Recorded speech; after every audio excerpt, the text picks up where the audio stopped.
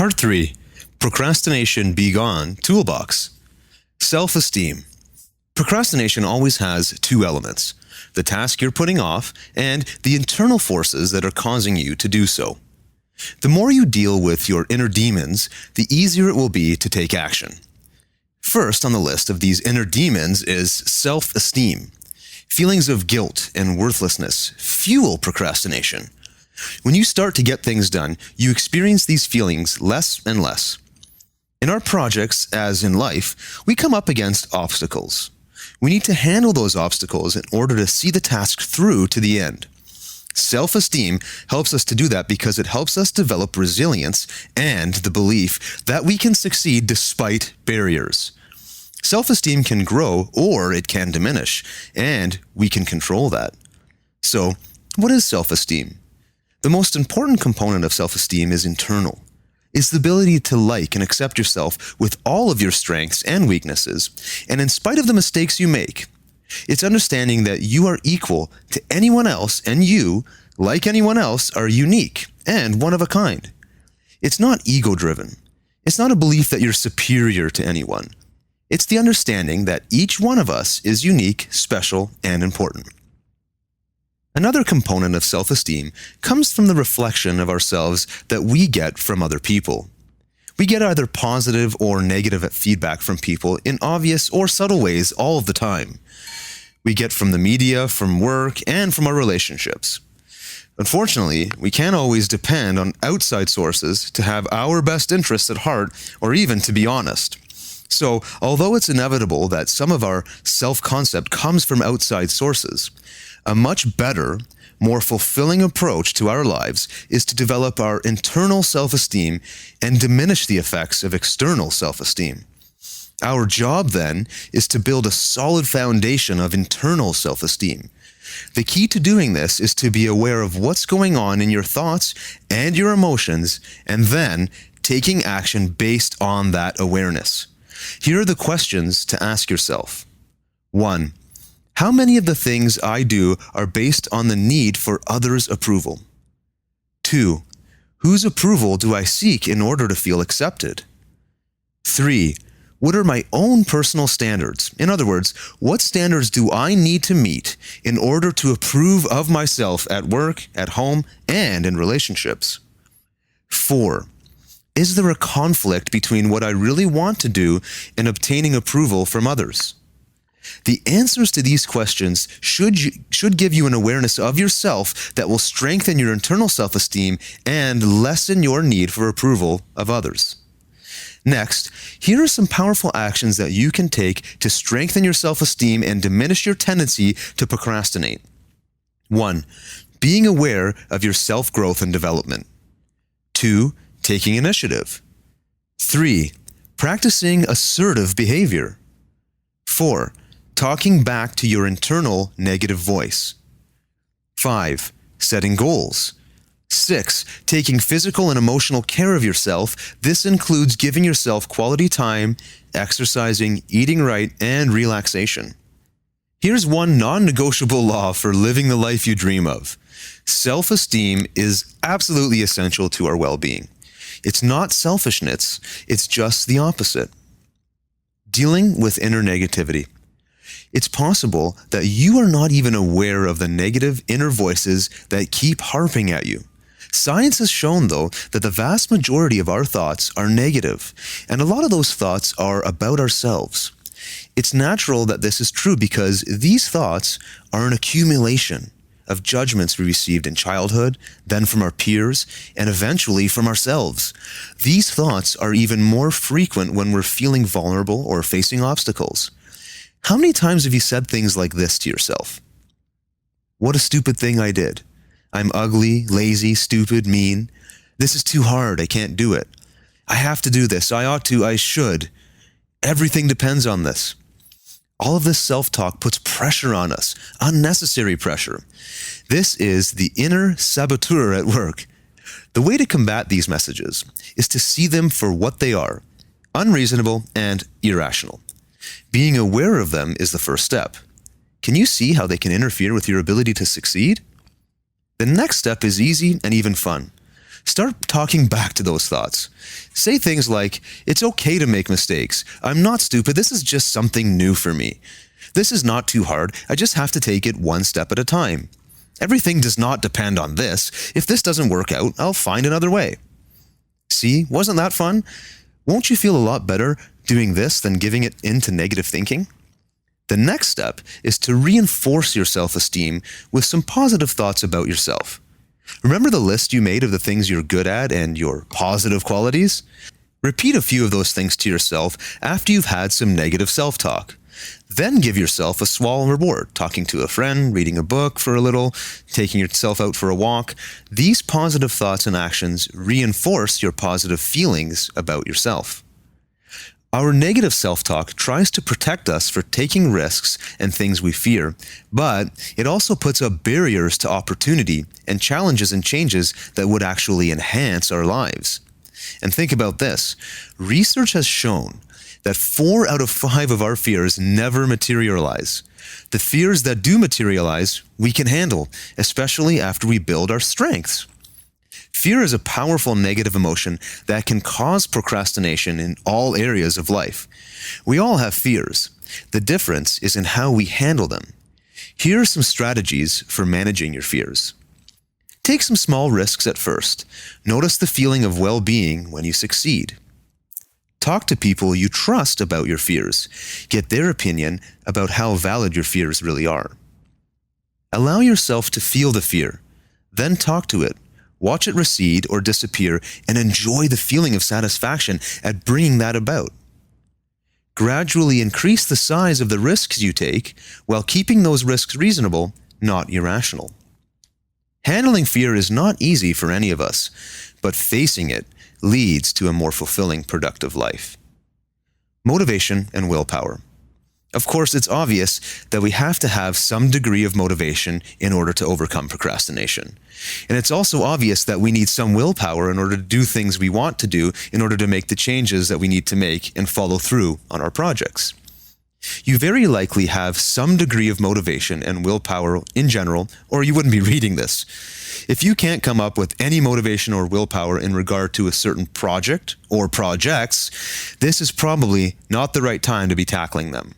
A better idea would be to choose projects and tasks for now that can help you build your motivation and willpower in general.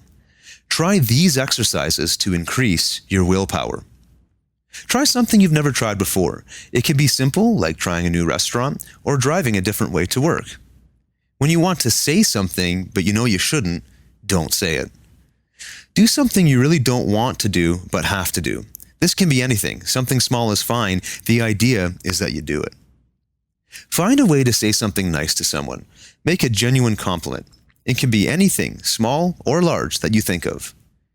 When you want to say something appropriate but feel shy about it, say it anyways. These are just small steps, as you can see. You can and should substitute as many small steps as you can think of. The point is that you're building your willpower. This in turn builds your self-confidence. You begin to realize that you can depend on yourself to follow through. Assertiveness. What is assertiveness? And why are some people so much better at being assertive than others? How can we be appropriately assertive without being aggressive and overbearing? Acting assertively can be complicated because how we behave stems from a combination of our beliefs and values, our attitudes, our thoughts and feelings, and our self-esteem. It comes down to choosing the way we will behave in order to get what we want. We have basically 4 choices. First, being assertive. Second, being aggressive. Third, being passive. Fourth, being indirectly assertive or manipulative. Many of us use more than one of these techniques, and while we probably know that the first choice is the best choice, many more of us don't know how to go about being assertive. Being assertive means acknowledging our needs and asking in an open and direct manner for those needs to be fulfilled. It implies respect for the people we're asking, respect for ourselves, and respect for the task at hand. If our needs in this particular situation are not met, it is not a blow to our self-esteem because our self-esteem is not based on approval of others. Assertiveness is not always the easiest behavior of choice, but it is the one most likely to get what we want. It is the win-win approach. Being aggressive is often a compulsive overreaction. It's competitive and leads to a win-lose situation. Being passive is a negative behavior with negative results. It creates victims who allow other people to decide their fate. But the truth is that those people are victims of their own passivity. The indirectly aggressive or manipulative approach also arises from low self-esteem. For these people, it's safer to control and manipulate rather than face confrontation and the possibility of being rejected. This behavior shows a lack of respect for the initiator and the other people involved. Manipulative behavior can be effective, but the cost is continued low self-esteem and confusion on the part of other people that the manipulator interacts with. There are some techniques you can use to maintain an assertive attitude without becoming aggressive or passive. Try some of these to keep you on track. You don't need to use all of them, but use the ones that work for you in any given situation. Be specific about what it is you want. Clarify first in your own head, and then be prepared to ask for specifically and directly. Repetition can be a handy tool. Stay on track by repeating your simple, clear request. This technique prevents you from being manipulated or getting off track. If you're dealing with the manipulator, acknowledge that you hear what they are saying, but repeat your own simple, clear request without allowing yourself to be manipulated or becoming aggressive. Remember, your best solution is a win-win for you and the others involved. The way to achieve this is to be clear in your own mind about the ideal outcome, a realistic outcome, and a fallback position, a bottom line, for you. Some people find it helpful to disclose their honest feelings during the interaction. For some people, this alleviates guilt and anxiety. Remember that being assertive is often about negotiation and compromise. It's not about being aggressive or passive or manipulative. It's about the win-win for everyone involved. Anger and frustration management. Few things encourage procrastination better than anger and frustration. Yet anger and frustration are inevitable in life and in projects. The first thing you must do is recognize when you're frustrated or angry. Many of us are so proficient at hiding these feelings from other people that we become great at hiding them from ourselves. This is usually a problem because the anger and frustration shows themselves in other ways. One of these ways is to discontinue whatever we've started. Another outcome is that we show our anger towards other things or people that are unrelated to the real cause. All of this, as you can imagine, is very unproductive. First, recognize your frustration. After that, decide how to handle it. You could walk away from the situation until you feel in control of your emotions. You could channel that frustration into finding other solutions for the problem, or you could find other projects to work on temporarily. Next, find a productive way to release your anger and frustration. It might be through exercise or even household chores. Pay attention to what causes your anger and frustration. Try to make sure that you're separating your current anger from past situations that cause anger. One thing that many of us do is bring old anger that has been dealt with to new situations. Find means to deal with anger and frustration as they appear. A good idea is to come up with solutions in advance. Since we know for certain that the feelings will come up again, channeling them in a positive way will produce the best outcome. Stress management. Another enemy of productivity, closely related to frustration and anger, is stress. Stress is our body's way of letting us know that we are confronting something beyond our current capability. On a physical level, much less an emotional level, our instinct is to flee. This is the point where many of us give up on our projects. Again, a lot of us have a tendency to ignore stress until it causes major problems physically, emotionally, and even in all areas of life. Symptoms of stress. The symptoms of stress can vary from person to person, but we all need to know what they are so that we can deal with them and when they arise. Physical symptoms: heart palpitations, nausea, muscle cramps, colds, infections, fatigue, body aches, and indigestion. Emotional symptoms: mood swings, irritability, tension, anxiety, and powerlessness.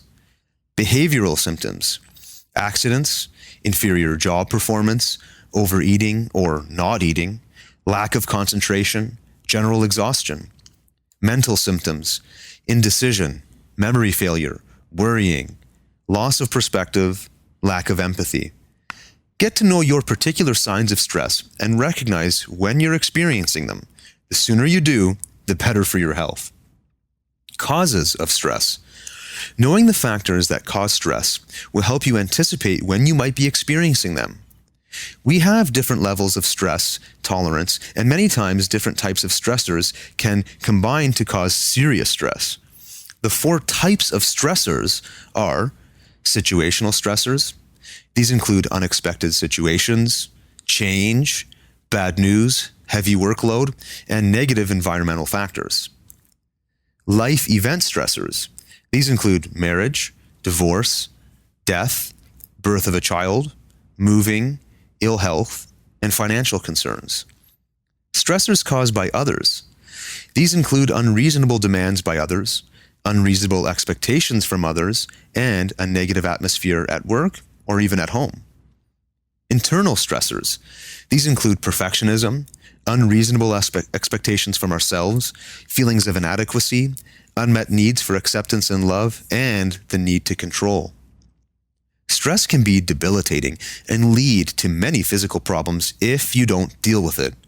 The way to handle stress is to recognize it, interrupt the pattern, and use the tools available to reduce it. In order to recognize stress in your life, ask yourself these questions. What's causing my stress? When does it happen? Where does it happen? What symptoms do I show? Why do I react this way? And what can I do to reduce the stress in the situation? Take responsibility for the situation.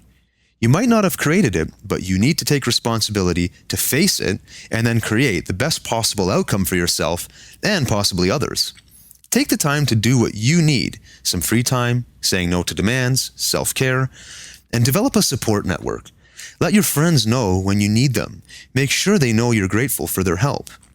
Take a good look at your lifestyle. What changes do you need to make? Make the time for some exercise and some relaxation. Eat a healthy diet. Don't smoke and drink moderately. Think positively and handle your negative internal thoughts. All of these things that you build into your lifestyle will strengthen you against stress. Prioritizing, organizing, and planning. The feeling of overwhelm is a major cause of procrastination. It is so uncomfortable, it can cause us to put off doing projects or flee from them faster than just about anything else will. The good news is that prioritizing, organizing, and planning, tools that can easily diminish this feeling, are not difficult to learn. I know that you know that old expression, how do you eat an elephant? One bite at a time. We all know that breaking things down into parts makes sense. It makes difficult things easy by putting them in logical order so that we can address each step and go on to the next one. For some of us, it's difficult to do. Here are some general steps. 1. Know what your overall goals are. 2. Have a thorough knowledge of your project or task. 3. Know all the resources needed to complete the task. 4. Give yourself some flexibility with your deadlines. 5. Understand that unexpected obstacles will probably show up, so build in some time to resolve those. 6. Take the time to make the best plan you can come up with. Time you spend here will save you time later and cause you not to feel overwhelmed. Once you begin your project, you may discover efficiencies that will help you with your time management. For instance, are the right people performing the right tasks? Could you improve performance by switching people's functions? Would it be more effective to bring in a specialist for part of the tasks? Are all the steps in your project still necessary? What modifications can be made? These are just examples of efficiencies that you may find what you're going through in the project. The point is to monitor your progress to reduce unexpected, unwanted surprises and to keep you on track. Prioritize your tasks on a daily basis because the priority can change quickly. Priority 1, important and urgent tasks. Do these immediately. Priority 2, important but not urgent. Tasks that can't be planned for a future time. Priority 3, urgent but not important, tasks that can be delegated. And priority 4, routine tasks that need to be done but can be deferred or delegated to later.